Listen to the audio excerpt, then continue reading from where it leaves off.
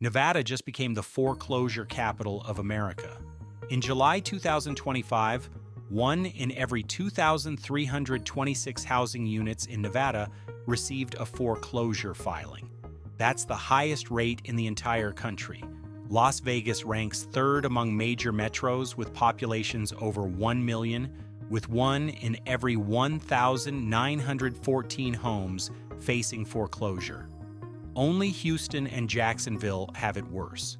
The numbers from October 2025 show the crisis accelerating.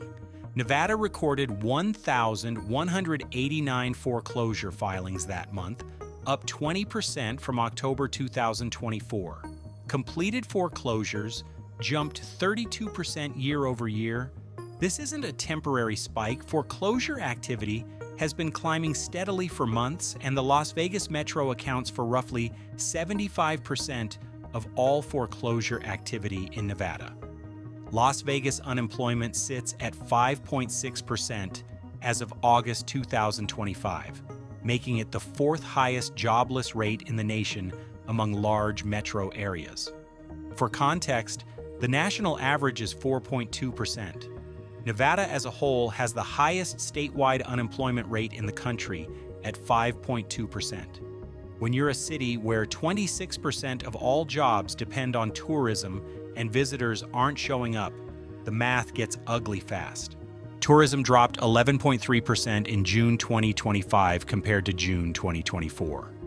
Las Vegas welcomed just under 3.1 million visitors that month instead of the expected numbers.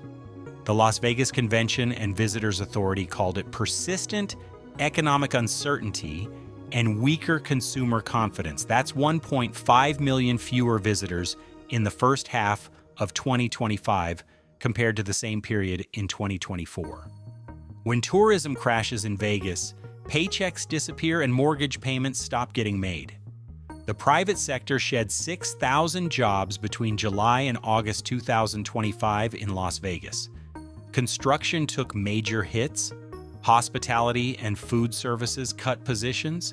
These aren't corporate layoffs making headlines. These are line cooks, housekeepers, construction workers, and front desk staff getting hours cut or losing jobs entirely.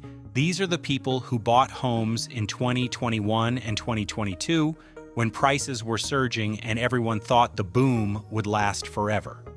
Foreclosure filings in Las Vegas jumped from 489 properties in July 2025, which was already up 10.63% from July 2024. The Attom report from October showed Nevada's 20% year-over-year increase in foreclosure filings. Florida ranks second behind Nevada with foreclosures on 1 in every 2,420 housing units. Maryland, South Carolina, and Illinois round out the top 5 states. Nevada leads them all. The areas getting hit hardest are exactly where you'd expect. A UNLV Lead Center study released in August showed most foreclosure filings are clustered in specific Clark County neighborhoods: North Las Vegas, Paradise, Sunrise Manor, the southwest part of the valley, and areas near Kyle Canyon and Centennial Hills are seeing the highest concentration of notices of default. These aren't luxury properties. These are starter homes and middle-class neighborhoods where people stretched to buy during the pandemic boom. Home prices in Las Vegas are holding relatively steady despite the foreclosure spike, which sounds counterintuitive until you understand what's happening. The median price for single-family homes in November 2025 was $480,000, up just 0.7% from November 2024. Condos and townhomes hit $298,000 in August, up 2.1% year over year. But 3/4 of zip codes in southern Nevada saw price declines when you measure by price per square foot. The zip code with the biggest price decline was 89158, which covers the area between Interstate 15 and Las Vegas Boulevard, including Park MGM and the Aria Sky Suites. Prices dropped 17.5% year over year in that zip code. The second biggest decline was 89109, which includes MGM Grand and Caesars Palace, down 10.5%. These strip-adjacent luxury condos are experiencing what the UNLV study called a complete disaster. Here's what's driving the foreclosure wave. Start with adjustable rate mortgages. A significant number of buyers in 2021 and 2022 used ARMs to qualify for homes they couldn't afford with traditional 30-year fixed mortgages. Those ARMs are now adjusting upward. A homeowner who locked in a 3.5% rate in 2021 is now facing a rate of 7% or higher after adjustment. That's an extra $800 to $1,200 per month on a $350,000 loan. Property tax increases hit in July 2024 based on 2023 market data. Even though prices have softened since then, tax bills reflect those higher 2023 assessments. Homeowners across Las Vegas saw property tax increases of 8% to 12%. That's another $150 to $300 per month added to escrow payments. Insurance premiums in Nevada increased an average of 23% in 2024. Some neighborhoods saw increases of 35% to 40%. A policy that cost $1,400 annually in 2022 is now running $1,800 to $1,900. Stack all these increases together, and a home that required a $2,000 monthly payment in 2022 now costs $3,200 to $3,400 per month for some homeowners. Wages haven't increased 60% to keep pace. Most people are making the same money they made 2 years ago or less if they've experienced job loss or reduced hours in the tourism and hospitality sectors. The inventory situation tells another part of the story. By the end of September 2025, there were 7,502 single-family homes listed for sale without offers in southern Nevada. That's a 37.4% increase from a year earlier. Condos and townhomes showed even bigger jumps, with available inventory up 47.9% in October compared to October 2024. The overall housing market now has 4.6 months of supply, officially marking it as a buyer's market. Sales volume has collapsed. Only 1,724 single-family homes sold in October 2025, down about 10% year over year. That's a 42% drop from 2021 levels. Transaction volume is 23% below the long-term average. Homes that used to sell in days are now sitting for 72 days on average in November 2025, up from 51 days last year. Only 54% of single-family homes are selling within 30 days now, down from nearly 67% in 2024. Price cuts are everywhere. In November 2025, 39.7% of all listings had price reductions. Sellers are slashing prices by tens of thousands of dollars and still can't find buyers. The median price might show $480,000, but that number means nothing when nearly 40% of the market is cutting prices just to get any offer at all. These aren't negotiations. This is desperation. The foreclosure process in Nevada is non-judicial, which means lenders don't need court approval. Once the 90-day waiting period after the notice of default expires, properties can be scheduled for auction with just 20 days' notice. Homeowners who received their first default notice in August 2025 are already facing auction dates in January and February 2026. The timeline moves fast, and there aren't many off-ramps once the process starts. Nevada has a homeowner assistance fund with $47 million in unspent federal COVID relief money. The problem is, the application process takes 60 to 90 days, and most foreclosures move to auction within 120 days of the first notice of default. The timing doesn't work for families who need immediate help. By the time assistance gets approved, many homes have already gone to auction. Some economic factors are beyond anyone's control.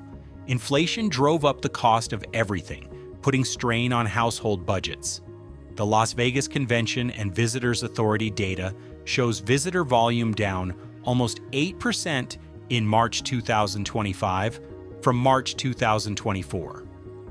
February visitor volume was down nearly 12% year over year. Tourism is Nevada's economic lifeblood, and there are signs it's slowing down significantly. The California exodus that drove Las Vegas prices up in 2020 and 2021 is over. California traffic on Interstate 15 is down 4.3%. Remember all those tech workers and remote employees who flooded Vegas when they could work from anywhere? They're leaving. These were the buyers pushing prices up, bidding over asking, buying sight unseen. Without them, there's no floor for this market. Institutional investors who control about 23% of the Las Vegas housing market are quietly adjusting their portfolios. These are the hedge funds and investment firms that bought aggressively in 2021 and 2022. At their peak in the second quarter of 2022, they purchased 4,229 homes in a single quarter. Now they're being more selective, and some are selling properties that no longer pencil out as rental investments. The rental market isn't providing an escape valve. There are currently 1,847 single-family homes listed for rent in North Las Vegas alone, up 67% from last year. Rental rates have dropped 11% since their peak in early 2023. A home that could rent for $2,400 in 2023 is now getting $2,100 if it rents at all. Landlords are competing with move-in specials, first month free, and reduced deposits.